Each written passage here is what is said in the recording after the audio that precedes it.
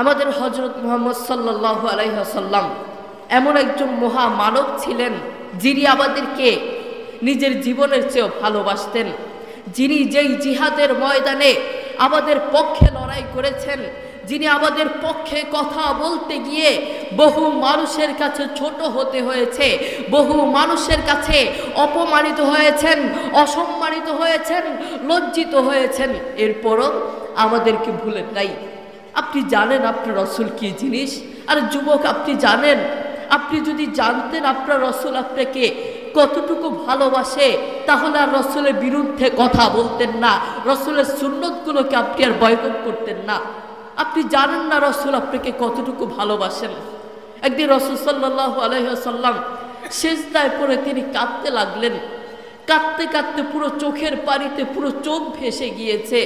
আল্লাহ তাআলা তা দেখতে পেয়ে জিবরিল আলাইহিস সালামকে বললেন, তোমার নবীকে গিয়ে বলো তিনি কেন কাঁদছে, তিনি যা চাইবে আমি তা দিব ইনশাল্লাহ।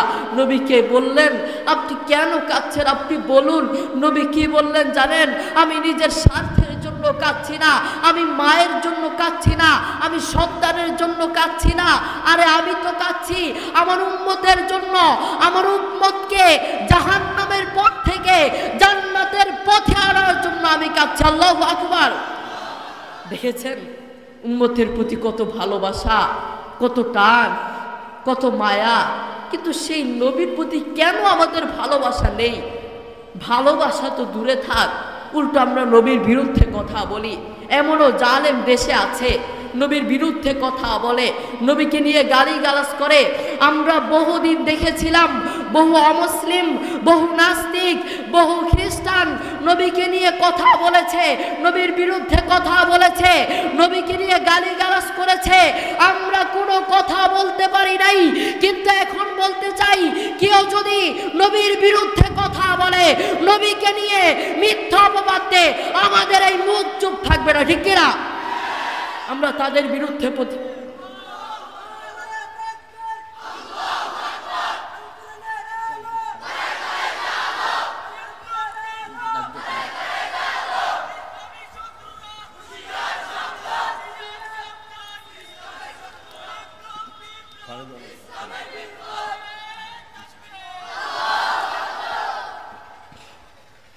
আমরা বলতে চাই, আমরা আমাদের পক্ষ থেকে বলতে চাই, এদেশে কোনো নবী বিরোধী, ইসলাম বিরোধী, সুন্নাহ বিরোধী, কোরআন বিরোধী কোনো জালেম থাকবে না, ঠিক কিনা?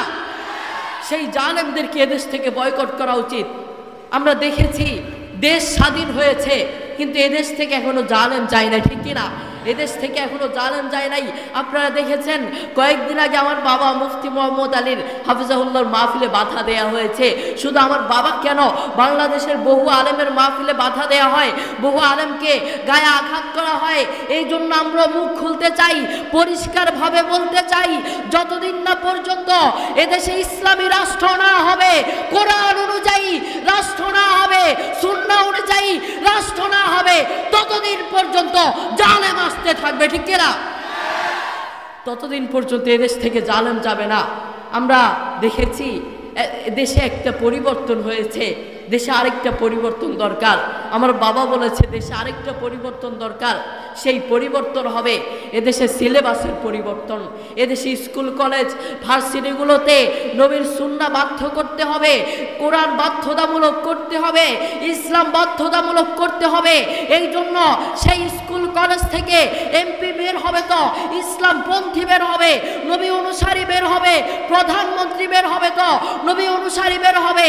সেই স্কুল কলেজ থেকে ভার্সিটিগুলো থেকে আর কোনো জালেম বের হবে না, ঠিক কিনা?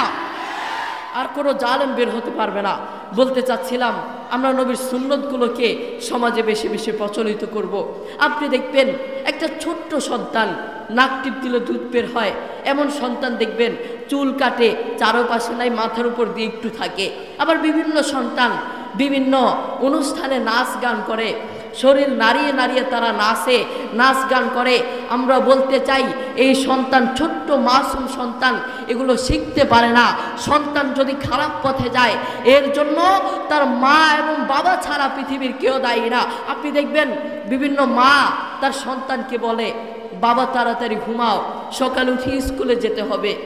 বাবা তাড়াতাড়ি ঘুমাও, সকালে কলেজে যেতে হবে। বাবা তাড়াতাড়ি ঘুমাও, সকালে অঙ্কের টিচার আসবে, ইংরেজির টিচার আসবে, খেলতে যেতে হবে, অনুষ্ঠানে যেতে হবে। আপনি নাফরমান মা, অঙ্কের কথা বললেন, ইংরেজির কথা বললেন, অঙ্কের কথা বললেন, স্কুলের কথা বললেন।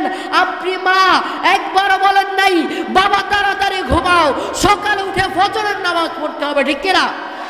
আপনি মা নাফরমান মা। সন্তান যদি খারাপ পথে যায় তার জন্য মা এবং বাবা ছাড়া পৃথিবীর কেউ দায়ী না।